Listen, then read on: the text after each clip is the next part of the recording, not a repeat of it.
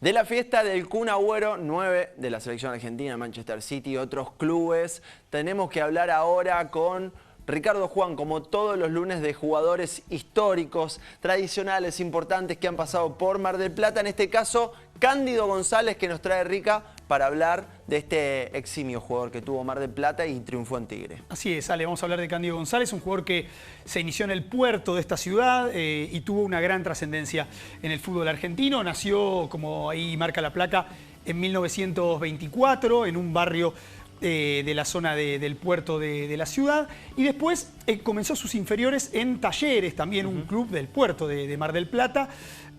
Una historia particular porque también de chico trabajaba en una envasadora de pescado, y uno de las personas que trabajaba con él, uno de los transportistas, le recomienda irse a probar a Buenos Aires. Y bueno, a los 16 años, tras varias pruebas, quedó en Huracán de Parque Patricios, y bueno, allí empezó a destacarse dentro del fútbol grande de la Argentina, aunque, como ya comentaremos en breve, su gran participación, su idilio, tuvo lugar en otro lado y no en Huracán. Nombrábamos, recién hablábamos del Kun Agüero, un 9 por ahí, con mucha gambeta, 9 de esos que hoy salen del área.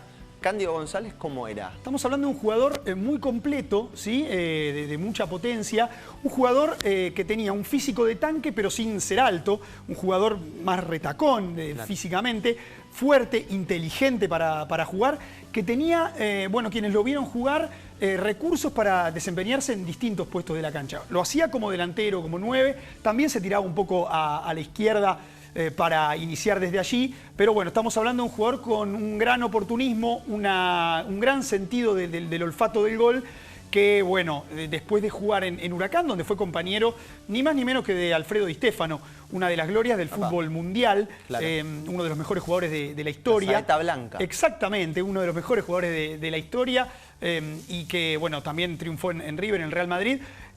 Tenemos que hablar de que después de ese primer paso por... A los 16 años se va a Huracán de Parque Patricios. Exactamente, se va a Huracán de Parque Patricios, después se va a Independiente, a Ferro, tuvo un paso inicial por Tigre, pero en su segunda etapa en Tigre es donde explota Cándido González, porque es el goleador del equipo que termina ascendiendo en 1953 a Primera División en Tigre. Hace 38 goles en 32 partidos Cándido González en ese torneo, sin patear penales. Estamos hablando de todos goles de jugada, lo que, bueno, habla un poco de la capacidad goleadora de quien fue uno de los máximos goleadores de la historia de Tigre. Claro, totalmente. Un jugador que, un oportunista de área seguramente, de esos que por ahí no pateaban penales, pero sí siempre tenía el olfato goleador para estar ahí presente como un 9 en el área. Tal cual, y tenía un remate violentísimo, una fuerza en el remate que, bueno, lo hacían muy peligroso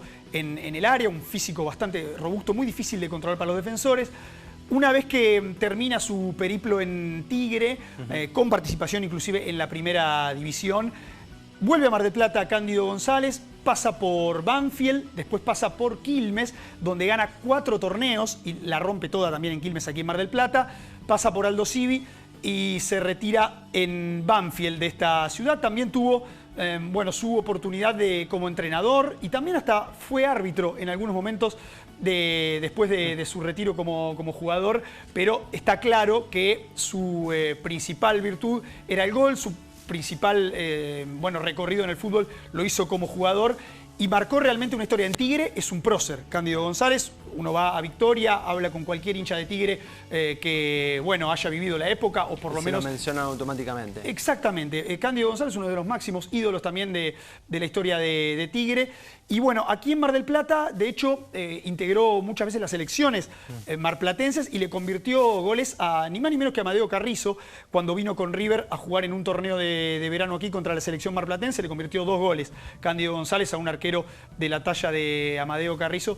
Estamos hablando de uno de los grandes jugadores de la historia del fútbol de Mar del Plata, en los que si uno arma una selección de los grandes futbolistas de Mar del Plata, Cándido González, si no es titular, tiene que estar ahí entre los que pelea un lugar. ¿Con quién pelearía de 9? Bueno, con muchísimos, con Juan Snyder, por ejemplo, Juan ¿no? Snyder, claro, hay varios jugadores, Gabriel Amato, ¿por qué no?